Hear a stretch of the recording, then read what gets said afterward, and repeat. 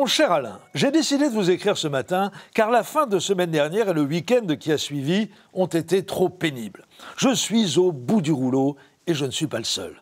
En tant qu'électeur de gauche, je vous le demande instamment, Alain, renoncez à la primaire de l'UMP. Vous allez être 18 à vous présenter, Sarkozy va vous lâcher Morano et Hortefeux aux fesses, Copé va sortir tous ses dossiers, ça va être une pure boucherie, un bain de sang, une hécatombe. Et surtout de votre part, un sacrifice inutile puisqu'il apparaît désormais clairement établi que l'UMP est définitivement ratatinée. Oubliez cette chimère, mon cher Alain, et ralliez le Parti socialiste. C'est là qu'est l'avenir.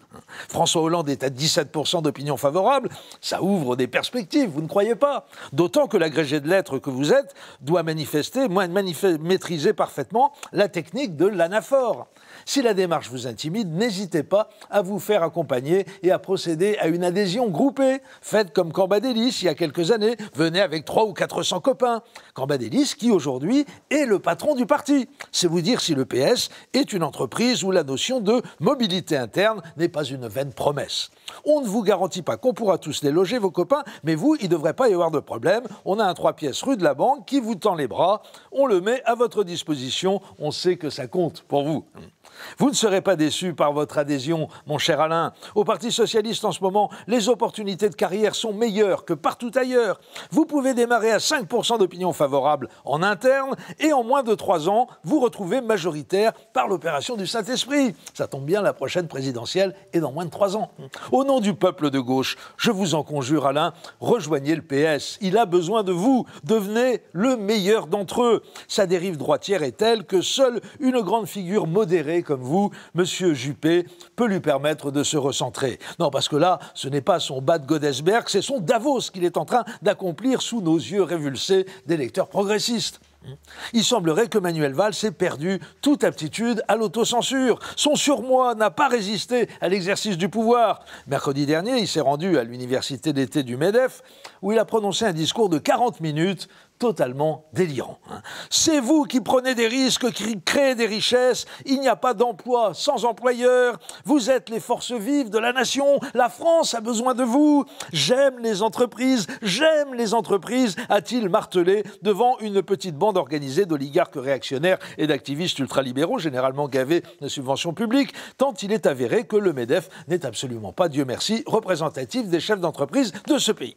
Ça a duré 40 minutes. C'était gênant. Vous n'imaginez pas. Surtout quand le cadreur faisait des contre-champs sur le public. C'était terrible. À mesure que le Premier ministre se répandait en déclarations d'allégeance énamourée, les patrons installés dans les premiers rangs autour de Pierre Gattaz, le chef de bande et de sa garde rapprochée, paraissaient avoir eux-mêmes un peu de mal à en croire leurs oreilles. Dans un premier temps, ils avaient été interloqués, puis satisfaits, mais au petit regard légèrement crispé qu'ils ont fini par s'adresser, on sentait qu'un certain dégoût commençait à les gagner devant un déboutonnage aussi frénétique de la part du chef du gouvernement.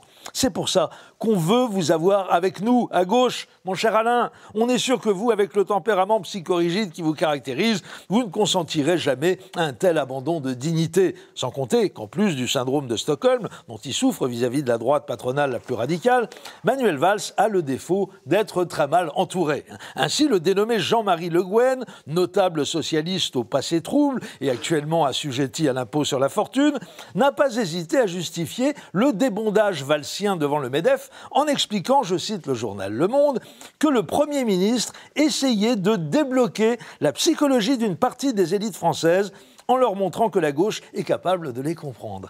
Et vous avez bien entendu, mon cher Alain, mercredi dernier, à la tribune de l'université d'été du MEDEF, Manuel Valls était en train de débloquer. Je dirais même plus qu'il débloquait à plein tube.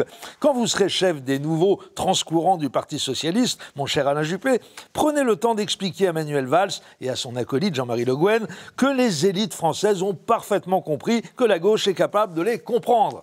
Pour le mesurer, il vous suffit de vous reporter à cet article paru dans Libération le 19 août dernier, où l'on apprend que lors du second trimestre 2014, les dividendes reversés à leurs actionnaires par les entreprises françaises cotées en bourse ont fait un bond de 30% contre 4% pour les entreprises allemandes et 10% pour celles du Royaume-Uni.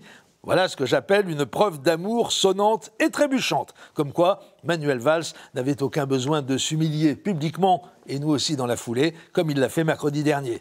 À lundi.